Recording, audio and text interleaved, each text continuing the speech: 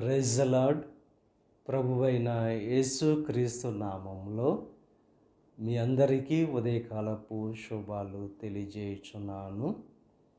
ఈరోజు దేవుడు మనకు అనుగ్రహిస్తున్న అతి శ్రేష్టమైన వాక్యము కొరింథీయులకు రాసిన 2వ పత్రిక 6వ అధ్యాయము 18వ వచనాన్ని చదువుకుందాము.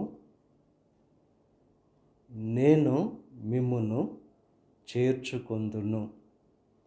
ఈ లోకంలో ఉన్న మనుషులు ఎవరు కూడా మీ కష్టాల్లో, మీ బాధల్లో మిమ్మల్ని చేర్చుకోకపోయినా ఆయన వాగ్దానం చేస్తున్నారు మిమ్మల్ని చేర్చుకుంటానని చెప్పి. మన సమస్యలో